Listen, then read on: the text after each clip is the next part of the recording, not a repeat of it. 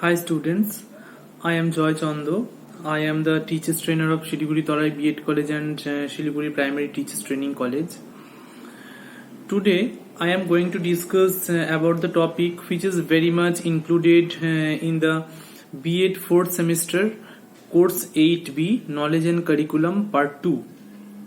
And our topic is that the concept of hidden or latent curriculum.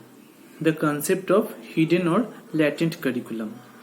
I think that we have already covered what the curriculum is and the steps of the curriculum, the types of the curriculum in our course 8.1 Knowledge and Curriculum part 1. But today we will discuss about the topic that what the hidden curriculum is. Hidden curriculum is the type of curriculum. Hidden curriculum is the domain of curriculum. And you just observe the word, you just follow the word hidden or latent curriculum. Hidden or latent curriculum means which is not exposed to the students. Which curriculum is not exposed to the students. Which curriculum is not written in our formal educations. Instead of that, we must have to follow, we must have to pursue this kind of education, this kind of curriculum in our day-to-day life. We must have to confront this kind of curriculum in our day-to-day life when we are just entering in the educational institutions. And in this respect, I am giving you the example. The hidden curriculum begins from the early childhood of the child's education, of the learner's educations, and the appropriate example of hidden curriculum is children learn the appropriate ways how to behave with the teachers, how to behave with the friends. That's not very much a part of the formal or written education. Instead of that, the students must have to follow some decorum when they are just trying to interact with the teacher. This is called by hidden curriculum. This is the part of hidden curriculum. The areas which are very much related in the hidden curriculum. The areas which are very much related in the hidden curriculum.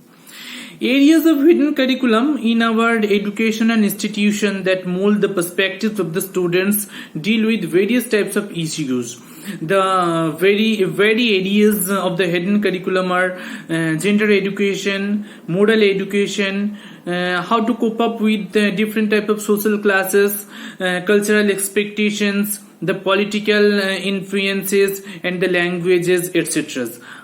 This kind of education, these things are not very much written in our formal education system, in our formal educational curriculum. Instead of that, we must have to learn, we should learn this kind of education in our day-to-day life when we are just interacting within our educational institution, when we are just trying to interact within our society, etc.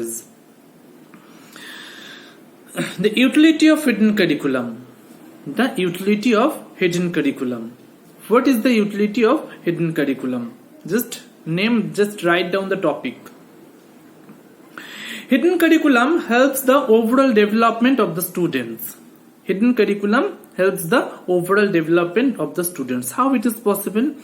Not only students will be able to learn the educational, the curriculum, the written curriculum, the formal curriculum, but also with the help of the hidden curriculum, the students will be learn about that kind of education which is not very much included in our day-to-day, which very much not included in our formal educational system, in our written educational system, in our textbook, etc. The proper personality of a teacher helps in developing the inherent values of a child. The proper personality of a teacher helps in developing the inherent values of the child. In our school curriculum, it is not anyhow written how the teacher behave with the students, how the teacher interact with the students. But instead of that, according to the behavior of the teacher, according to the personality of the teacher, the personality of the students also develop. According to the personality of the teacher, the personality of the students also develop, which is not very much written in our formal educational system, but our students adopt this kind of personality from the teacher, which is a very part of the hidden curriculum. The moral educational practice, which is the context of hidden curriculum, that is how to respect the elders, how to behave with the parents, with the elders in our home, how to speak the truth, how to maintain the honesty, compassion, and the proper behavior and the proper decorum, which is not very much written in our part, which is not very much written in our educational curriculum. Instead of that, we must have to maintain this kind of moral education, which is a very part of the hidden curriculum, is of the latent curriculum. Apart from that, another utilization of hidden curriculum is the teacher-student relationship. The teacher-student relationship, the organizations of the classes. As a teacher, we must have to maintain the good relationship between the teachers and the students, which is not very much written in our educational system. As a teacher, we must have to organize the class, we must have to organize the syllabus successfully, skillfully, which is not very much written in our educational system, which is not very much written in our textbook. Instead of that, we must have to follow these kinds of rules and regulations, which is the very part of the hidden curriculum. When we are discussing about the utility of the hidden curriculum, we must have to think about the part that there are some limitations in the hidden curriculum. The certain limitations of the hidden curriculum are: since the curriculum is not written, hence the students are not interested in the hidden curriculum. There are some students who are not interested in the hidden curriculum because it is not written in the textbook. There is no proper idea of the hidden curriculum. There is no proper idea of the hidden curriculum.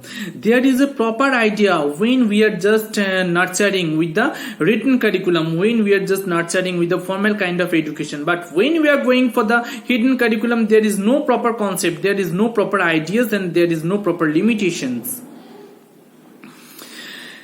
Since the written curriculum is given importance, hence the teacher lays attention in the hidden curriculum. There is no proper written curriculum in the hidden context. This is for why the teachers lays attention for the moral education, for the value education, for the gender education to teach the students. Since hidden curriculum has a broader aspect, hence choosing a particular topic is very difficult. Hidden curriculum is not very much confined within a narrow concept. We just use the hidden curriculum as a broader concept, because when we are just nurturing with the formal kind of education, when we are just nurturing with the written kind of education, it is very much narrower concept. But when we are just discussing, when we are just nurturing with the hidden kind of curriculum, it has no proper concept, it has no proper limitations. It is we just use it as a broader concept.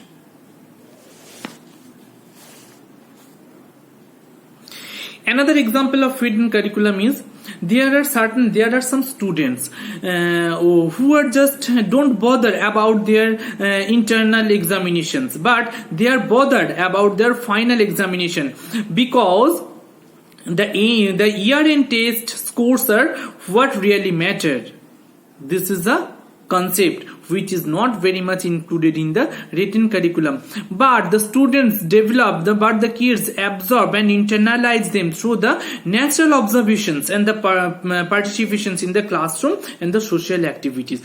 When the students are engaging in the classroom, when the kids are just engaging in the social activities, they just develop the concept, they just internalize the concept that internal examination is least important rather than the final examination, because final examination is the examination which is very much score based and which is very much what really matter for the students.